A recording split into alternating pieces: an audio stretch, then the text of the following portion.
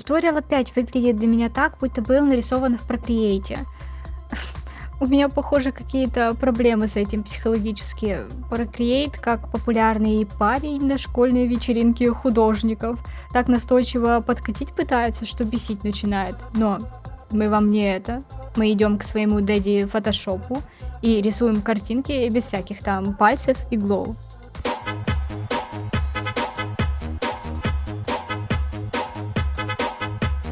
Привет, я Мила.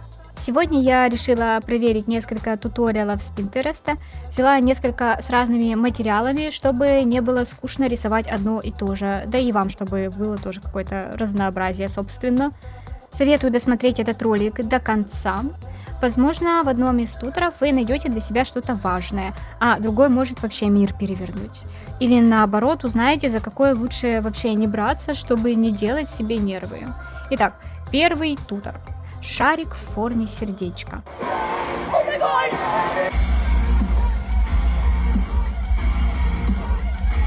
Немного натянем сову на глобус и подумаем, куда его можно пристроить. Ну, например, нарисовать персонажа с таким шариком где-то в парке или на улице. Добавить ему там веревочку и готово. На первый взгляд все вроде бы ясно. Вот палитра справа, каждый шаг зарисован, но, по правде говоря, могут возникнуть некоторые сложности. Начиная со второго шага, кажется, будто добавили всего один цвет, а на деле два. И именно из-за этого шарик начинает выглядеть, надутым таким. Если приглядеться к центру, то видно, что там оттенок чуть светлее розового, что по бокам. И прикол в том, что этого цвета в палитре нет, но, возможно, это растушеванный первый цвет. Я не брала цвет с палитры, поэтому не гарантирую, что у вас шарик выйдет точно такой же, как на туторе, если юзать только заявленные цвета. Еще я вижу несколько оттенков розового и не уверена, что при смешивании первого и второго получаются все они. По крайней мере, в фотошопе. Я прийшов, тебе нема, підвела, ти ж мене підманула, ти ж мене підвела. Думаю, тутор вообще сделан в Procreate, и, возможно, там смешивание работает иначе. Хз. Плюс мне кажется, что автор использовал палец для растушевки, но я этим инструментом не балуюсь, так что все рисовала просто кистями. Но имейте это в виду, если вы смешиваете пальцем или, не знаю, миксер-браш или чем-то подобным, возможно, вам так будет проще, вот пользуйтесь ими тогда. К концу я что-то решила, что не хочу делать блик белым. В итоге немного вообще поменяла цвет и тон шарика. Сделала его чуть теплее и более конфетным, что ли. Это чисто уже вкусовщина. Мне просто кажется, что так материал стал выглядеть чуть реалистичнее. Итог. Для новичка сложность где-то 7 из 10. Почему настолько высоко? Я думаю, что можно запариться с соблюдением чистых цветов и растушевки их между собой. Плюс следить за тоном. Еще, кажется, автор не все цвета дал, и из-за этого тоже можно запутаться. И полезность я ставлю... давайте 10 из 10. Рисуй вообще хоть красный, хоть синий, получится красивый шарик для любой картинки. Поехали дальше. Туториал с черными колготками. Тут нам вообще предлагают самим угадывать, каким цветом рисовать. Меня это не останавливает, думаю, у вас тоже не должно. Тем более, что по этой схеме можно нарисовать колготки любого цвета. Я сначала хотела повторить все один в один, как показано, но в итоге снова добавила кое-что от себя. Колени. И немного красного на кожу, которая просвечивает. Вообще, мне кажется, что на туторе тоже есть розовый оттенок, но, может быть, это просто артефакты из-за плохого качества. Я, кстати, вообще люблю такие артефакты. Иногда они подкидывают классные цвета, которых вроде бы не должно быть, но они отлично ложатся на рисунок. Картинку я особо не вылизывала, оставила линии и мазки такими грубоватыми. У меня даже еще грубее, чем в оригинале, но кто мне запретит?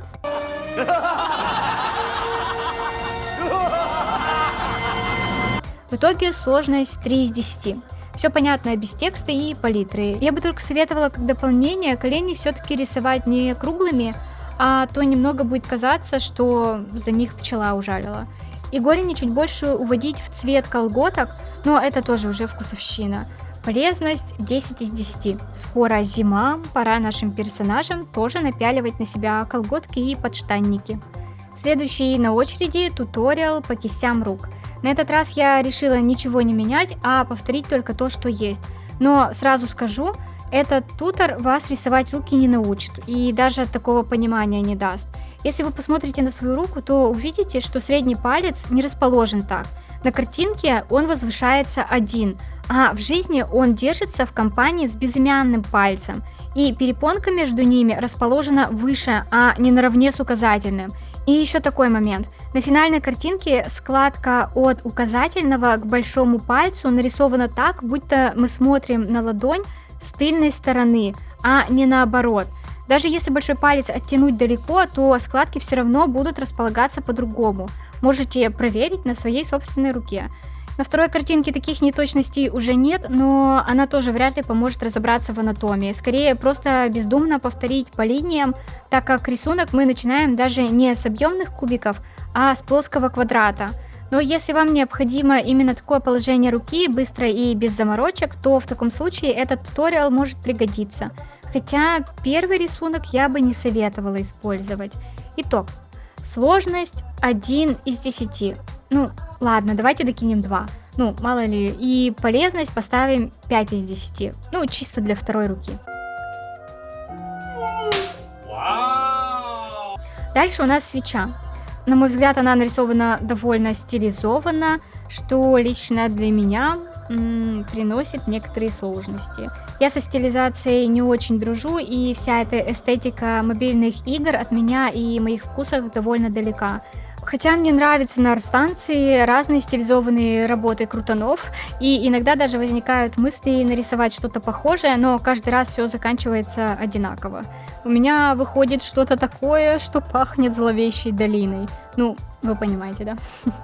Когда это делается специально, то это смешно, а когда нет, то это как-то немножко жутко. Со свечой, конечно, сложно эту грань пересечь, но я все равно не удержалась и в конце сделала огонь чуть более реалистичным, чем на туторе. Ну, не знаю. Простите, что ли. У меня просто руки чешутся каждый раз свои 5 копеек вставить. Тут, кстати, автор упомянул слои наложения, чтобы упростить задачу. И это прям полезная штука, если вы как раз учитесь ими пользоваться. Но есть одно большое «но». Автор не дал цветов, с которыми эти режимы наложения работают именно так. Если вы возьмете основной цвет пипеткой, поставите Color Dodge и попробуете нарисовать в нем, то цвет, конечно, станет ярче, но не так, как показано на туторе. И чтобы получить похожий результат, придется подобрать оттенок вручную. Именно так я и сделала. И если вы уже некоторое время рисуете, не могу назвать точные рамки, у кого-то это, возможно, месяц, у кого-то несколько лет, то это не создаст сложности. Но если у вас есть запары с подбором цвета в целом, то дополнительный уровень сложности с режимами может сделать все только хуже. Поэтому я бы советовала оставить только Color Dodge для эффекта свечения, а про Multiply забыть на время, потому что там нужно вообще тыкаться в оттенках, чтобы избежать грязи. А насчет Glow, этого режима в Photoshop нет. Тут он делается чуть сложнее через Color Dodge и настройки. А вот в Clip Studio Paint и Procreate он есть. Так что, думаю, свечка как раз и была нарисована где-то там. В остальном все довольно понятно. Кидаете режим наложения, рисуете поверх, добавляете пару штук еще, и свеча готова. Сложность туториала я ставлю 6 из 10, где 10 это выполнить невозможно, а 8 очень сложно. Это ко всем туторам относится, кстати. Есть моменты, где можно споткнуться и выбеситься, но это не прям адский уровень.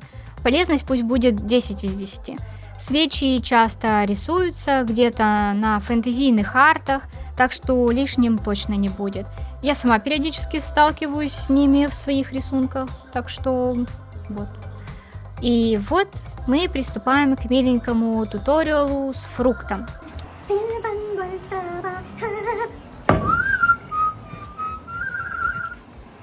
Судя по виду, это очищенный мангустин, хотя, если честно, в реале он больше похож на чеснок. Но по вкусу вообще это нечто другое. Я серьезно, это, наверное, самый вкусный фрукт, который я когда-либо пробовала. Так что, если вдруг вы где-то его увидите, то хватайте без раздумий. Что хорошего в этом туторе? Есть описание, но я не знаю японский. Все мои знания японского основываются на аниме с сабами и слабых попытках изучать когда-то хирогану и катакану. Короче, ничего не понятно, нужно ориентироваться по картинкам. Так, сейчас подумаю, в чем может возникнуть сложность. Лично у меня она возникла в кистях. Та, на которую я рассчитывала, оказалась слишком твердой, и ее пришлось миксовать с Airbrush. Но если брать что-то глобальное, то, пожалуй, на самом новичковом уровне этот туториал будет сложно повторить, чтобы результат, прям порадовал. Хотя, если получится, то что ж, мое почтение, у меня бы не получилось. Основная заморочка та же, что и с сердечком-шариком в начале. Это тон. Если накосячить, то фрукт не будет выглядеть полупрозрачным и сочным. Тут нужно понимать, что вот эти вот блики, светяшки действуют примерно так же, как в стеклянных материалах или радужке глаза. Только тут поверхность будет слегка мутной и желеобразной, а не кристально чистой. Но свет все-таки будет задерживаться внутри, создавая такой вот глоу-эффект. Совсем как в свече, с разницей лишь в плотности самого материала. Типа свеча очень плотная, и к основанию свет уже как бы поглощается, а тут у него есть выход. Типа верхний блик показывает, где свет вошел, а нижний, где он уже вышел и упал на стол. Понимаете? Наверное, нет.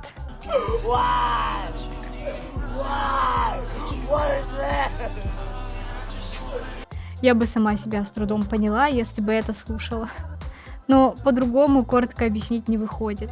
Еще я бы не стала добавлять много деталей на верхнюю часть фрукта. Это опять же чисто вкусовщина. Так что, если соберетесь повторять, делайте так, как вам самим нравится.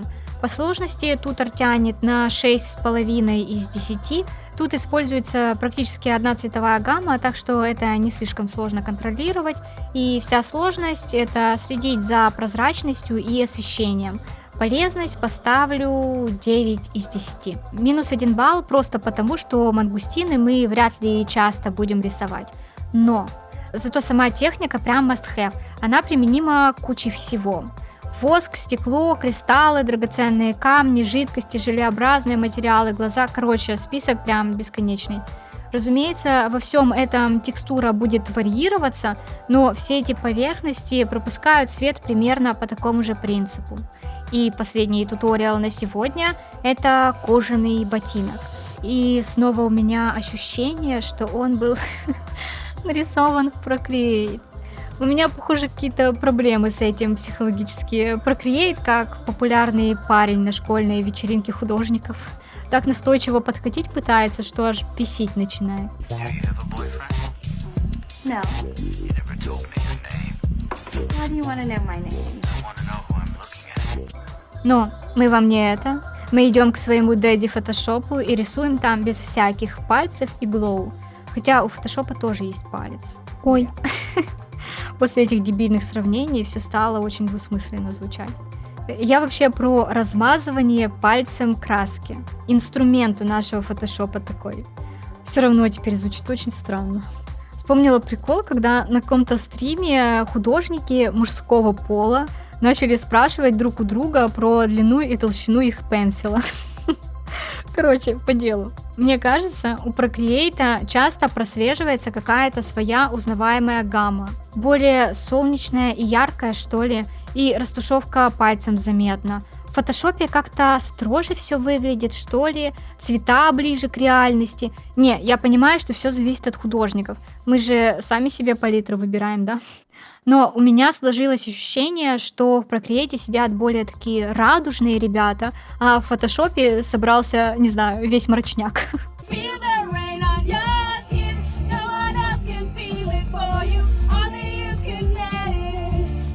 Чисто наблюдение, не более. Мои скетчи в Procreate вряд ли сильно отличаются от Photoshop и Clip Studio. Я там пока, конечно, не очень много времени провела, но могу сказать, на вкусы программа не влияет. Теперь про сам тутор. Фишка в том, что у нас есть палитра, и это плюс. Но нет объяснения, куда конкретно эти цвета лепить. Кажется, что все просто, но вот я вижу розовые рефлексы от каблука в тени подошвы и еще розовый оттенок на лодыжке. Хотя, если смотреть бегло, можно подумать, что там просто грязно-фиолетовый. И я у себя сделала это чуть более утрированно и заметно, чем на туторе. Опять же, просто вкусовщина. Какой вывод? Если картинка довольно реалистично выглядит, то, скорее всего, там больше оттенков, чем дает автор. Их можно легко потерять, если использовать палитру как инструкцию. Поэтому лучше воспринимать ее просто как подсказку, а дальше уже самим подглядывать в изображение и думать, что и куда ложится. Но опять же, это только на мой взгляд. Сложность этому тутору ставим 6 из 10, а полезность 10 из 10. Обувь нужна многим персонажам, как и материал, из которого она сделана. Напоследок хочу повторить, что оценки за сложность я выставляла со стороны меня, новичка. Я пыталась предположить, где бы я запаривалась очень сильно. А ваши оценки и мысли можете написать в комментариях. И, конечно же, они могут отличаться от моих. Это нормально, мы все разные. И если эти туториалы для вас как семечки, но вы только начали свой путь, то поздравляю, это прекрасно. Похоже, для вас он будет гораздо легче, чем мой. А если нет, ну что ж, сис, давай руку, забирайся ко мне на метлу.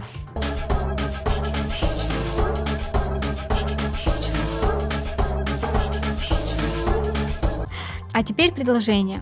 Если вы хотите, чтобы я проверила какие-то еще туториалы, то можете присылать их мне просто в чат телеги, ссылка на нее будет в закрепленном комментарии. Если вы пробовали рисовать по каким-то и ничего не вышло, тоже шлите, может помогу разобраться, а может и нет. Если нет, то вместе поплачем. Только если пришлете те, которые не получались, то напишите, что конкретно не вышло, чтобы у меня было понимание вообще, в какую сторону смотреть. Ну, вот так. На сегодня все, пожалуй. Подписывайтесь на канал, ставьте лайки, если понравилось. И, конечно же, не забывайте отдыхать и хорошо питаться. И пусть все туториалы для вас будут исключительно полезными и покажутся по сложности 0 из 10. Па-па.